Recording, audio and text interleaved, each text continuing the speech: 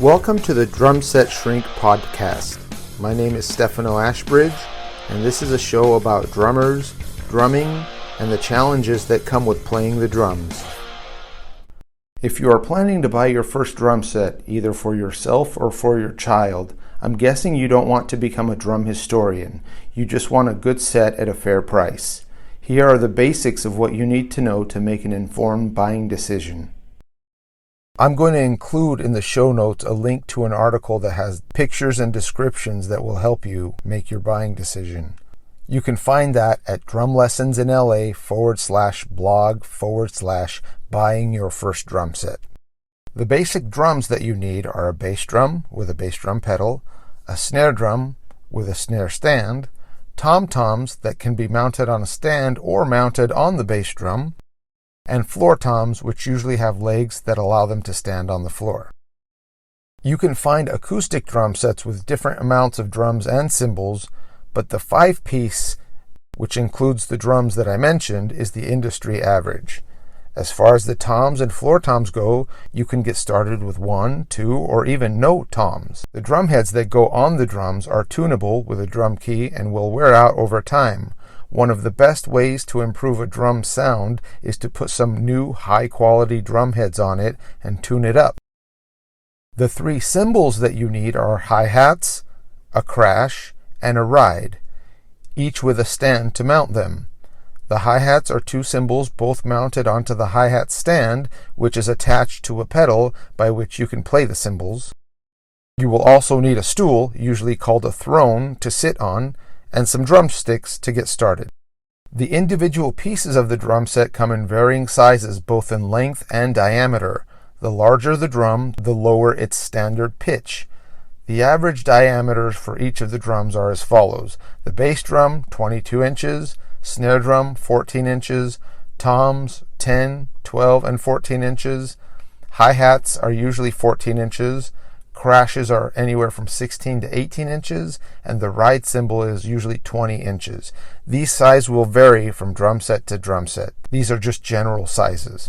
If you're buying a drum set for a small child, the sizes of each piece just needs to be small enough so that he or she can reach everything comfortably. Most drum set manufacturers also have a child-sized drum set available. An alternative to an acoustic drum set would be to purchase an electric drum set, which consists of the same basic setup, but what is struck is usually rubber pads or mesh heads that trigger the drum sound electronically. The advantage of this would be that you can play using headphones and cut down the volume considerably. Electric drum sets are usually a little more expensive than acoustic ones, but are somewhat comparatively priced. So let's talk money. How much will all of this cost? It's difficult to give exact figures, but most major drum set manufacturers offer beginner, intermediate, and professional models of their drum sets. The main differences in cost between the 3 are mainly due to the materials that the drums are made of.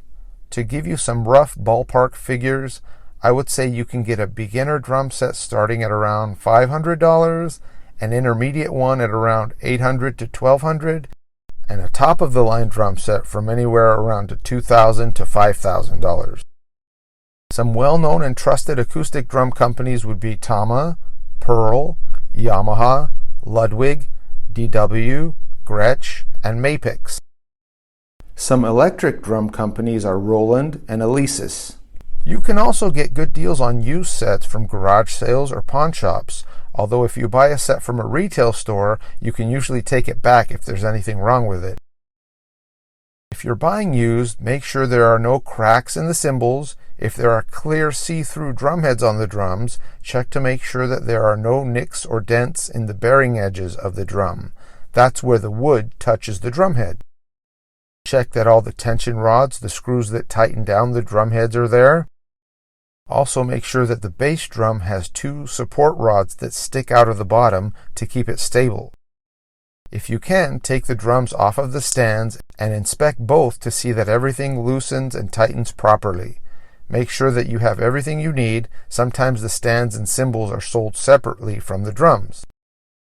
I hope this information helps you when buying your drum set. Feel free to get in touch if you have any questions about a drum set that you're considering. I would be glad to help. Thanks for listening. You can find me at drumlessonsinla.com. My name is Stefano Ashbridge. Until next time.